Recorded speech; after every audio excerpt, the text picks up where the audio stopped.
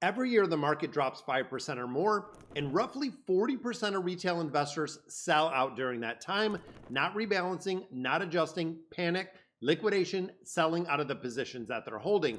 Then they sit on the sidelines until the market recovers. Then they buy back in at a much higher price than if they just bought and held. Now, JP Morgan has tracked this for the last 20 years and found that the average return of a retail investor is 2.9% with their average return, which is kind of crazy when we know the S&P 500 has yielded over 10% during that same exact period. And this entire gap that we're looking for, every single dollar of it is explained 100% by the behavior of the retail investors. There's a specific group of investors who see that same exact red number and feel absolutely nothing at all. Now, there are two things that separate these groups, and it's not intelligence, it's not discipline, it's not even a better therapist. It is a number. There is a specific portfolio size where the math stops working against your psychology and actually starts working towards it. And today, I want to give you that number. Tying this directly to the VOO, the QQQM, and the SPMO. These are portfolios that we talked about on Monday and Wednesday, so let's go ahead and get into it. The conventional wisdom says to save 25 times your annual expenses and you're done. Then you can apply the 4% rule from Bill Began, pulling 4% of your portfolio every single year, adjusting for inflation, and the data says you're probably going to make it through the next 30 years. Now, most people treat that 25 times the annual expense as a finish line, and here's the problem. That isn't the calm line, that is the survival line, and there is a massive difference between these two when you start thinking about it psychologically. Think of it this way. If you're crossing the Atlantic Ocean and you have just enough fuel to make it to the other side, statistically, the engine has been serviced, the weather looks acceptable, and historically, based on the crossing data, you will probably survive the journey in the entirety. Now, are you relaxed? Not even close. Every single wave could be a threat. Every single wind shift could be a data point that's moving, and you're running statistical calculations in your head every few hours because you don't know if you're going to make it, because you have exactly what you need to get across. That is exactly what 25 times those expenses feel like in retirement. You're not feeling safe, you're not feeling secure, you're probably okay, and okay is not the psychological state that we want to be during and after spending 30 years of saving towards retirement. Now, Morningstar has really confirmed this, and honestly, they're saying the safe withdrawal rate is 3.9% for a 90% probability of success in a portfolio over 30 years, not 4%, taking it down to 3.9%. Now, that fractional difference will pull the money that you need from that 25x your annual expenses to 26%. Still on the fishing boat, the boat exists, and we'll get into it.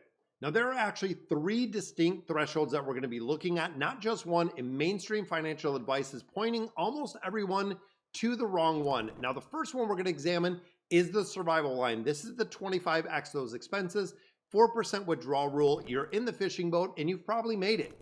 You check your portfolio consistently, but every major correction, and there are greater corrections than 5% every single year, feels like a direct threat to the portfolio. At a 4% withdrawal rate, a 30% portfolio decline would raise your effective withdrawal rate to 5.7% of the much lower balance because of the pullback.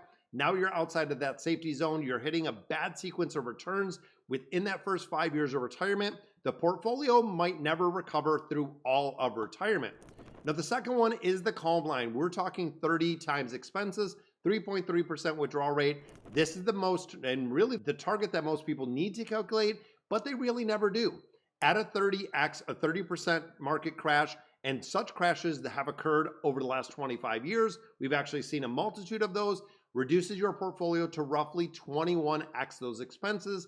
The effective withdrawal rate goes to 4.7%.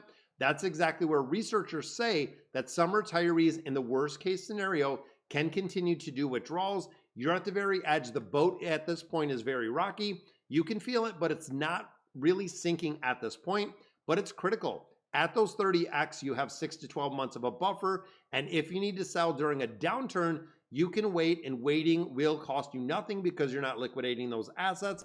Every single historical drawdown we've seen has been accompanied within the next couple months to an absolute full recovery.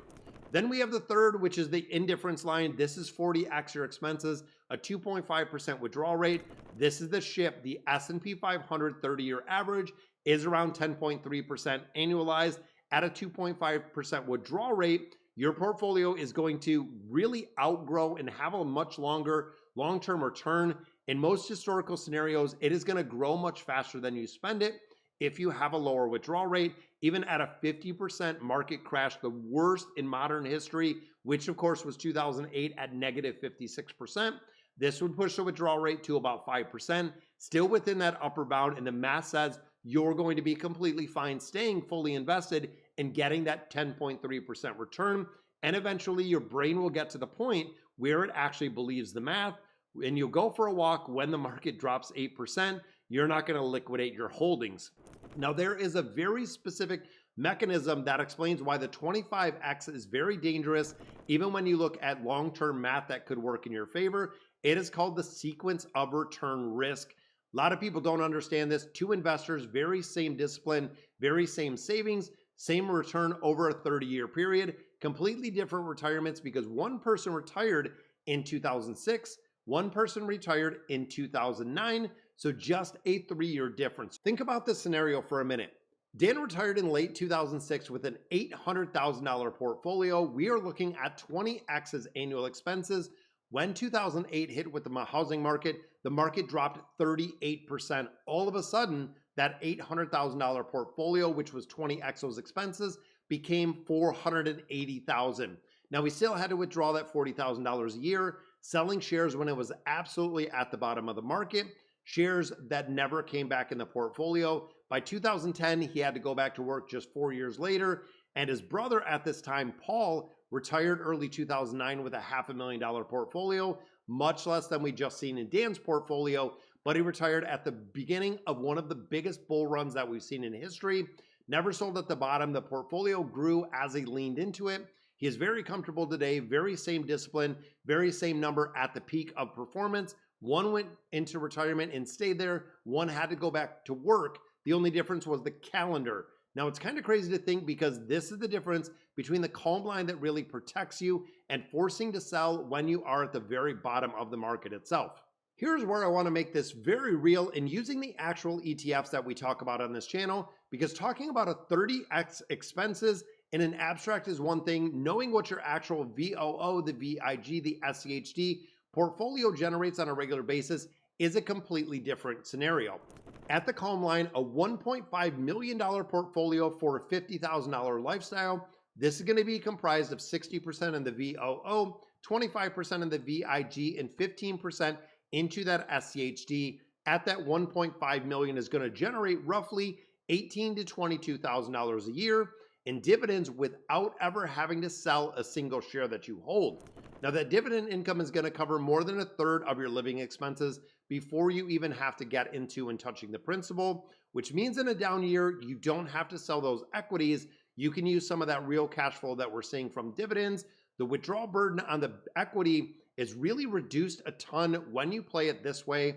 That is why dividend ETFs inside of a retirement portfolio at the calm line or beyond can really make the difference during the accumulation phase, not just growing, but buying you time during the downtime we see in the market. So here sums up our entire week in a paragraph, guys. Monday, we established that 100% equity portfolio in the accumulation is defensible and definitely highly recommended. The CAPE ratio of 40 could change your expectations, but honestly not the allocations when it comes to the portfolio. Wednesday, we opened up that brokerage account and showed you exactly my 100% equity ETF portfolio and the returns that we've seen doing very well versus the market of 8 to 10%. And today we answered the question that really ties it all together. How large of a portfolio do you need before that volatility stops feeling like a threat and starts feeling like background noise, where you're not the person that's checking that portfolio every single day and seeing the ups and downs in the market? The answer is not 25x those annual expenses. It's roughly 30. And honestly, ETFs that you're building towards those numbers, we're looking at the VOO, the QQQM, and the SPMO. These are the exact vehicles that have historically compounded and created a gap between the survival line and the calm line faster than anything that we see for retail investors. So the one action step you can take today, find out your calm line, take your actual expenses, multiply that number by 30, and that number is going to give you your actual target, not going by 25x, which we've always been told. Write it down, put it somewhere that is visible, because this is the ship you're building, Stop sailing across the ocean in a fishing boat and calling it done when you're always look back. So of course, guys, drop a comment down below and tell me where you're at right now. Are you looking at the survival line, the calm line, or the indifference line? And if you want me to calculate your numbers yourself, definitely drop them down in the comments below. I can do that as well. I can do the math for you because I read every single comment. Subscribe to the channel if you haven't yet. We're doing new videos on a regular basis, and I'll see you back on Monday.